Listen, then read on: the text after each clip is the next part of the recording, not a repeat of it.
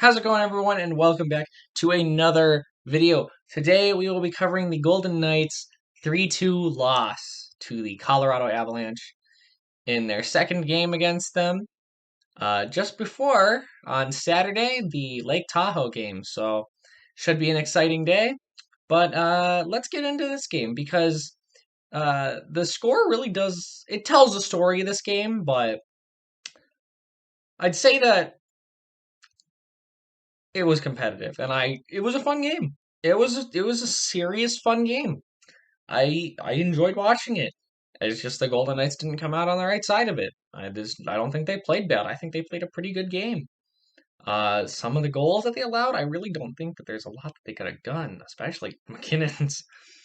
But we'll get to that. So Theodore was back. He would be playing with Nick Holden on the second pair. Coghlan was taken out of the lineup for Theodore. Nosek, McNabb, and Leonard are still out. Hopefully, Leonard is back on Saturday. But when the first period started, Nathan McKinnon got a chance like immediately, and already I was saying, "Oh God, please no," because I know how these games against Colorado in the regular season usually go. I know I was at both of them last season. But then Keegan Colasar fighting Gilbert. Okay. Colasar had a good game. The third line had a really good game. I was shocked that they didn't score. The third line had a very, very good game.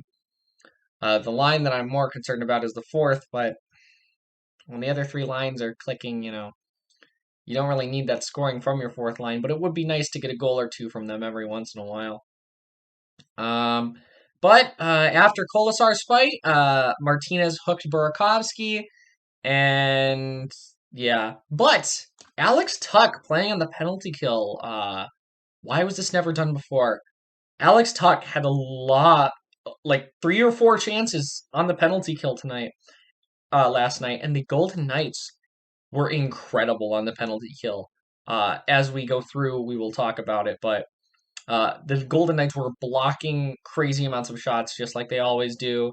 Nick Holden saved a goal. He blocked an open net with his stick, I believe, on Pierre-Edouard Bellemare.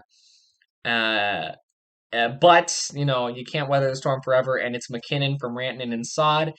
And really, there's no one to blame on that goal. The defense was where they should have been. Maybe you could blame Carlson for not being as tight on McKinnon as he could have been, but really it. McKinnon just made a very impressive play, and I don't think any goalie's stopping that shot. So, yeah, it's 1-0. Marc-Andre Fleury then made a save on O'Connor, and then Theodore tripped O'Connor to go to the penalty kill. And that was another very good penalty kill. And then right after that penalty kill's over, it's Glass, and he hooks someone. And God, they need to be more disciplined. Though, I will note, the refs in the first period were calling a lot of rinky-dink calls. Now, their calls, they're legit calls. I'm not complaining about them. But they're not the calls that were being called last game. And there's one that I'm kind of pissed about this game, but we'll get to it. And the Avalanche had a horrible power play. Horrible. These 3 power plays were the only 3 that they had in the game. They had 6 minutes of power play in the first period, 0 shots. And from the 6 minutes to the end of the period, there was 0 Avalanche shots. So, yeah. Grubauer stopped a great chance by Whitecloud. Then Alex Tuck, man, gets another chance. And my lord, Alex Tuck and Chandler Stevenson are so fast. It is incredible to see how fast they can be sometimes. And Tuck needs to start putting some goals in, man. Pietrangelo got a chance to end the period. And that was really it. So Golden Knights come out. It was a good period for them. I thought they took too many penalties that period, and they just came out on the wrong side of it. So it's 1-0 going into the second period. Shots were 7-9 for Colorado. So overall, pretty competitively played. Then the second period, Fleury stopped Kadri. Then the Golden Knights got some pressure for a couple minutes. Whitecloud hit a post. Fleury stopped Megna. And man, the Golden Knights need to get a goal because they were pushing. Kolasar got a chance. I feel bad for Keegan Colasar at this point. Like, he gets so many good chances, and he just can't bury them. Can the hockey gods just give him this one? Just give him one. In the Lake Tahoe game, perfect. Give him one, please. Then Grubauer stopped Alex Tuck. Then McDonald tripped Carrier, and Max Pacioretty makes him pay from Theodore and Carlson. It is 1-1. And I made the mistake of putting 3 minutes not to screw up. There are 3 minutes left in the second period at that point. And I said 3 minutes left to not screw up. About a minute later, Brandon Saad from Donskoy and Graves. And then Grubauer robbed Pietrangelo to end the period. Again, it's one of those plays where puck bounce, gets past Pietrangelo, and Saad's right in front. So, yeah, Colorado outshot the Golden Knights in that period 12-9, and it is 2-1. Then, in the third period, again, still an evenly played second, but you just don't come out on the right side of it. And the same for the third period. And then Colasar gets another chance in the beginning of the third period. Can this guy catch a break? Please. Then Dries interferes with Carrier to give the Golden Knights their second and last power play of the game. No real chances generated there for the Golden Knights, but didn't really. Grubauer would then stop Carlson, but a scramble in front would eventually find Marchessault's stick and make it 2-2 from Carlson and Smith. So Carlson finally gets a couple points on the board. Carlson's been kind of quiet the past couple games, so to see him finally put up some points, it's good because that second line needs to get going. Now the first line needs to start putting up some points because this game they didn't get one. And last game, the only goal was a power play. So yeah, well, no, it wasn't, but thinking of the Sharks. The Sharks, they only had power play goals. So the only goal from the first line was in the only goal for the first line between this past game and the 5-4 win against the Ducks before they got shut out 1-0 was in last game against Colorado. So they need to start putting up some goals at 5-on-5. Then Burakovsky missed a big chance.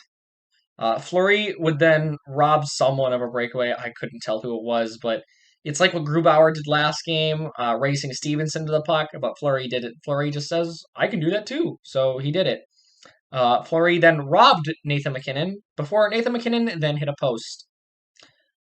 So now we get to the part that I don't like. Okay, so there's 40 seconds left in the game. Now, I'm mostly kidding here. But let's play a hypothetical scenario here. You're the DJ for the Golden Knights. Okay? You play the in-arena music. It's tied 2-2 against probably the best team in the league. Okay? It's tied 2-2 with 40 seconds to go in the game. What song do you play? There's a lot of great songs to play during a hockey game. There's a lot. I've been to a lot. They play some good music.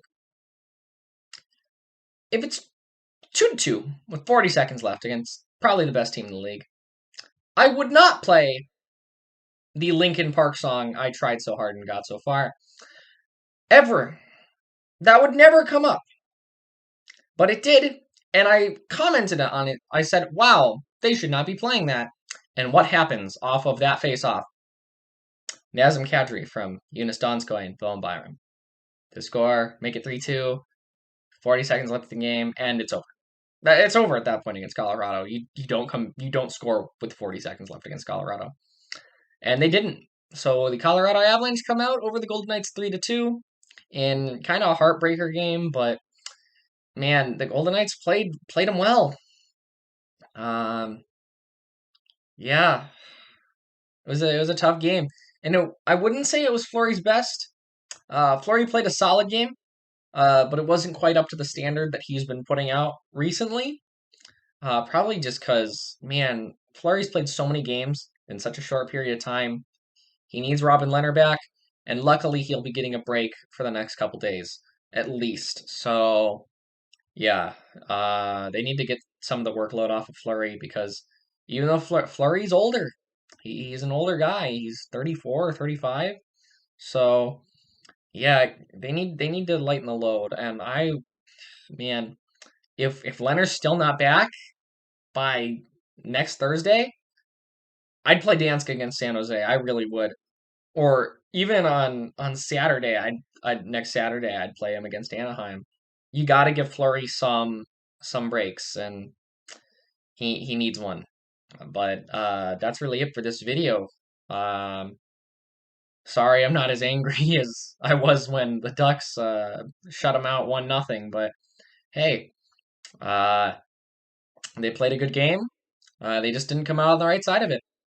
But anyways, guys, that is it for this one. If you want to get my thoughts on the game during the game, follow me on Twitter at 2_pad, and I will see you next time.